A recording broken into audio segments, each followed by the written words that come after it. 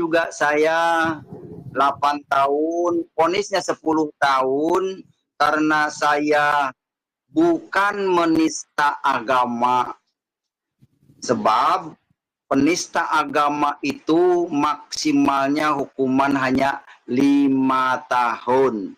Jadi saya dikenakan hukuman pelanggaran Undang-Undang ITE, yaitu Undang-Undang Nomor 1 RI tahun 1946 pasal 14 ayat 2.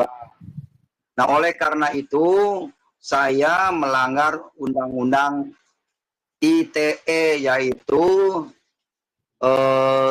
teknologi elektronik, informasi teknologi elektronik, yaitu pembuatan berita bohong. Itu menurut versi jaksa dan versi hakim. Kalau memang saya menista agama, itu tidak mungkin sampai lewat 5 tahun. Oleh karena itu, kepada saudara-saudara kita yang muslim, mohon maaf, saya tidak pernah menistakan agama. Boleh dibuktikan ada putusan hakimnya, ya.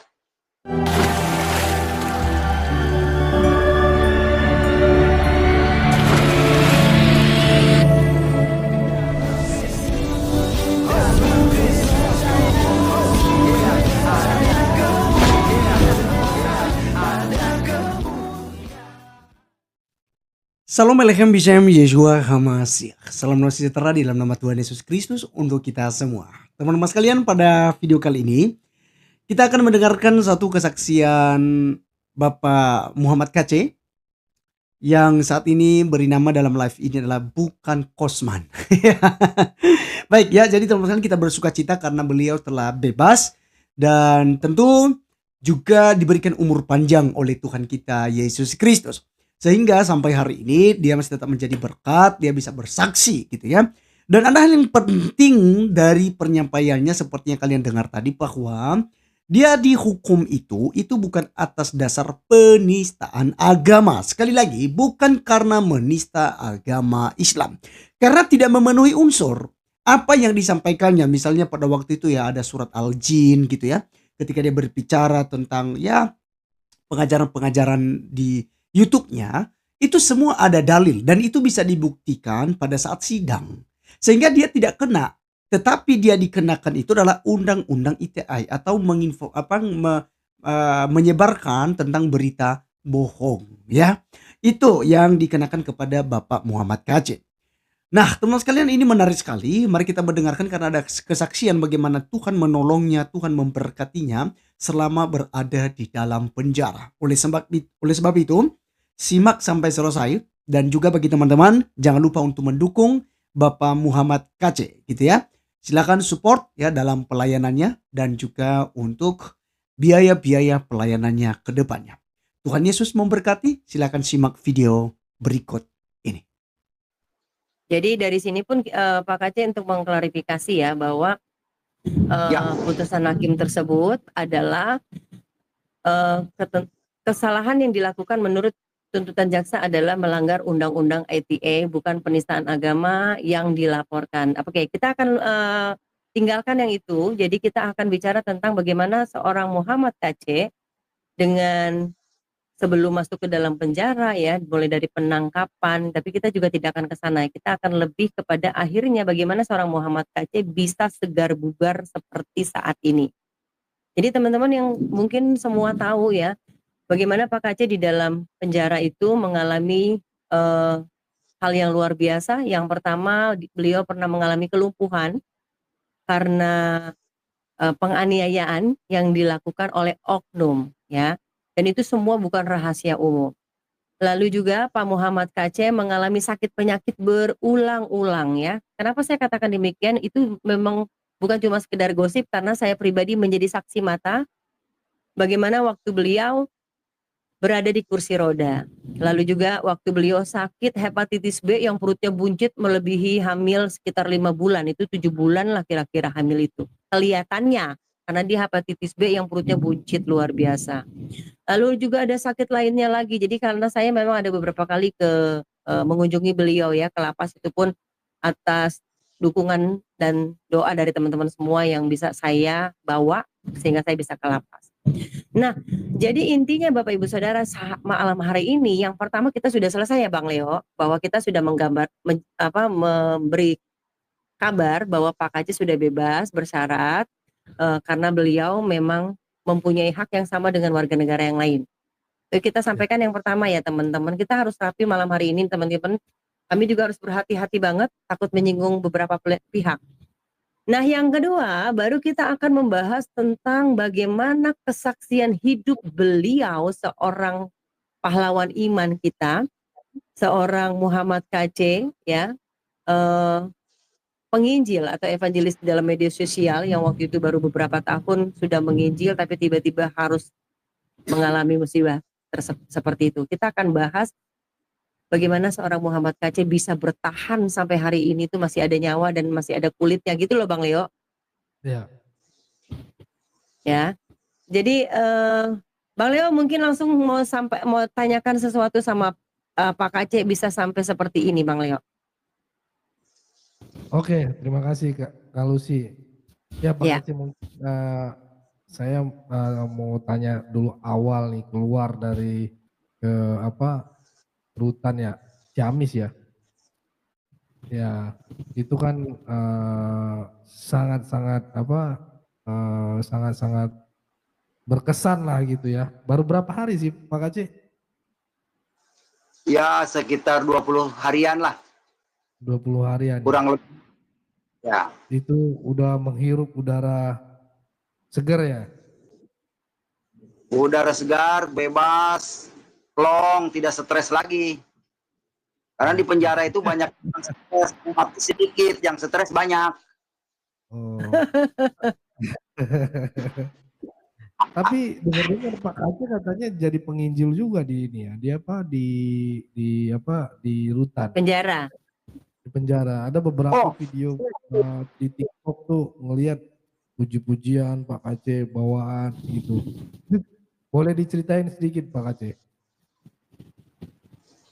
Iya, saya selalu kalau pagi itu doa keliling sekeliling lapas dengan lagu pujian.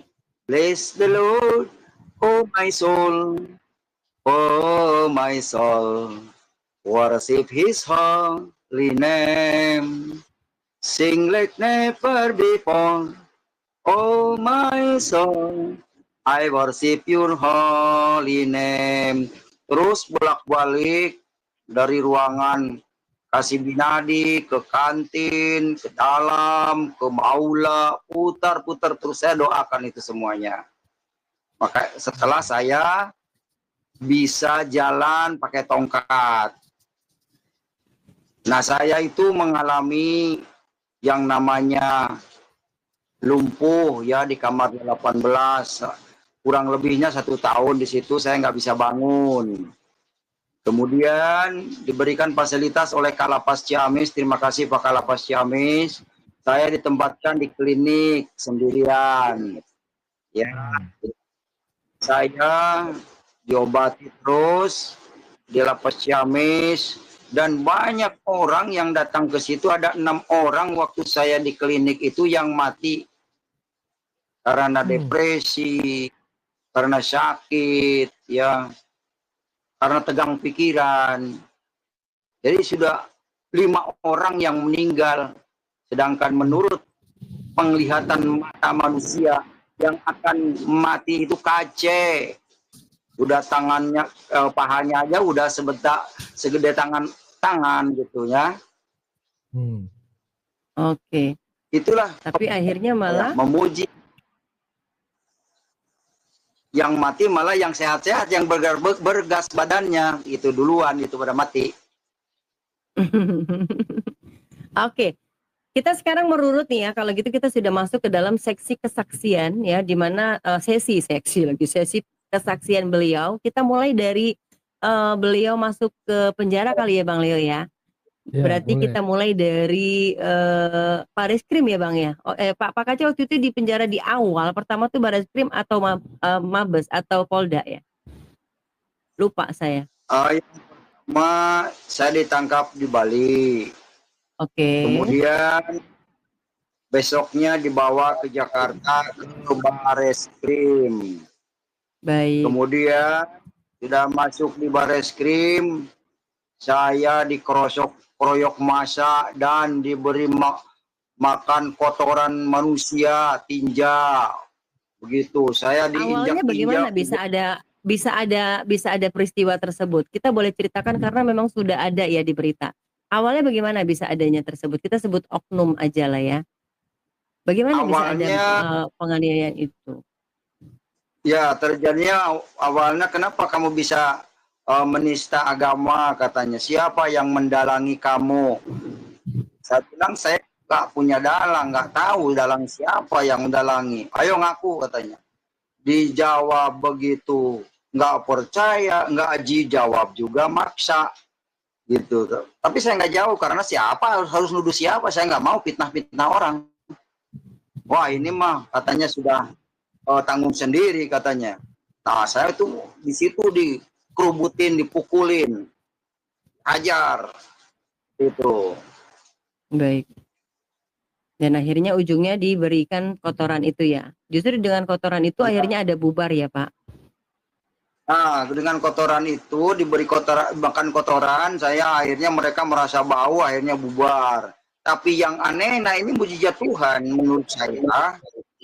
Jadi tidak merasakan bau sedikit pun sampai 1 minggu sejak kejadian itu saya nggak merasa mencium bau apa-apa. Seperti itu. Itulah karunia dari Tuhan. Dan dia nggak Ya. makan loh Bang Leo 1 minggu katanya ya.